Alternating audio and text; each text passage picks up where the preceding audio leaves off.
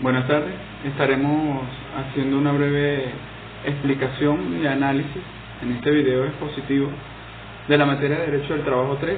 Mi nombre es Ángel Valencia y estaremos hablando sobre las generales y normativas en este campo que es bastante interesante y necesario para nuestro día a día. Estaremos utilizando nuestra Ley del Trabajo, nuestra Constitución de la República Bolivariana de Venezuela y pues pudiéramos analizar lo interesante que es las generalidades y normativas. La generalidad tributaria es un principio del derecho tributario que implica que no haya discriminaciones arbitrarias a la hora de imponer los tributos y que estos alcancen a todos aquellos comprendidos en las mismas circunstancias. No significa que todas las personas deben pagar impuestos ni que todos en la misma proporción, sino que todos aquellos que estén comprendidos en los supuestos contemplados en la norma legal soporten la imposición sin excepciones injustas. También pudiéramos analizar lo que es la mediación para la solución pacífica previa al conflicto.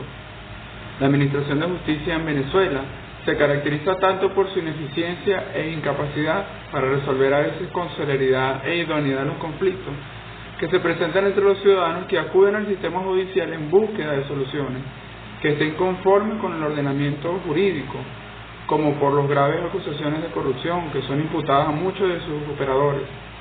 En consecuencia, ante esta realidad, se ha consagrado y analizado en la Constitución, en su artículo 253, los medios alternativos de la justicia.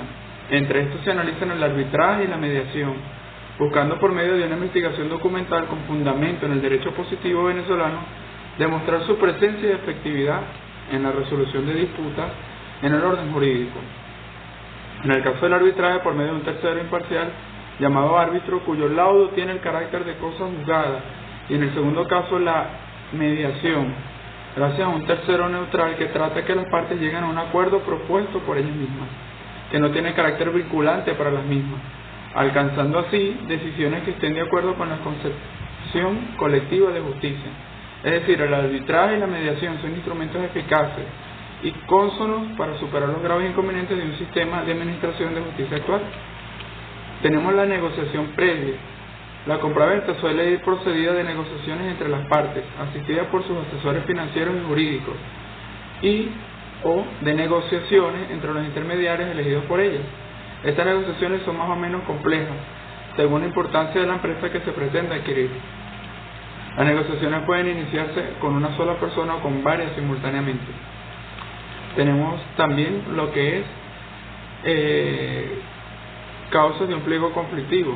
Es aquel documento donde se plasma el enfrentamiento entre un pago de trabajo y uno o más patrones, cuando han sido lesionados o violados los derechos o los intereses de un grupo de trabajadores dentro de una organización. Podemos analizar lo que es la prohibición de nuevos planteamientos.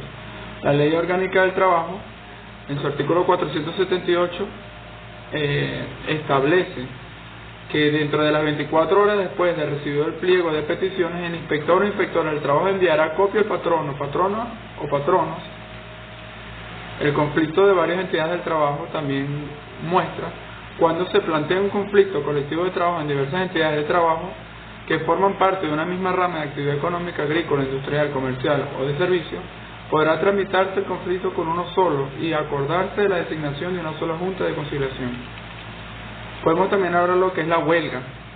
La huelga puede definirse como toda perturbación producida en el proceso productivo y principalmente la cesación temporal del trabajo, acordada por los trabajadores para la defensa y la promoción de un objetivo laboral o un objetivo socioeconómico. Este concepto no es el que impera en nuestro ordenamiento.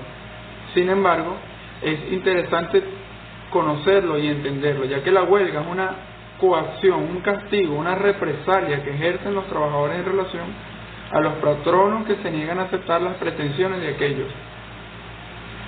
Entre las características se trata de una medida de conflicto colectivo, constituye la principal medida de autotutela que tienen los trabajadores.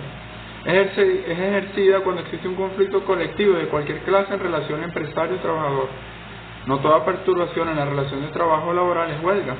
Solo la cesión temporal de prestaciones de trabajo constituye huelga en nuestro ordenamiento o en nuestro sistema. El derecho de huelga debe ser acordado por los trabajadores. Es concertada a través de la Asamblea de Trabajadores, sindicatos, representantes de los trabajadores. Entre los requisitos tiene que tener por objeto la defensa de los derechos e intereses profesionales de los trabajadores, entre ellos comprendidas, que la decisión sea adoptada por más de la mitad de los trabajadores, reunidos en asamblea mediante la relación universal, individual, directa y secreta. El acta de asamblea deberá ser referendada por un notario público o falta de esto por el juez de la paz de la localidad. También pues podemos hablar sobre lo que es la negociación colectiva que haya sido sometida a arbitraje, servicios mínimos indispensables, producción de bienes y servicios esenciales. Cuando hablamos del arbitraje obligatorio, es la facultad del ministro de Trabajo cuando la huelga, que por su extensión, duración u otras circunstancias graves se afecten en servicios públicos esenciales, pongan en peligro inminentemente la vida, la salud y la población, su seguridad o una parte de ella. El ministro podrá dictar mediante la resolución motivada que ordenen poner fin al conflicto, suspender la huelga, reanudar las actividades y someter las soluciones del conflicto a un laudo arbitral, el cual debe ser dictado en 30 días después de ser constituida la Junta Arbitral. Pues sí, es un análisis, un estudio bastante interesante, es algo digno de análisis y que exhortamos a todos a que puedan analizar y estudiar.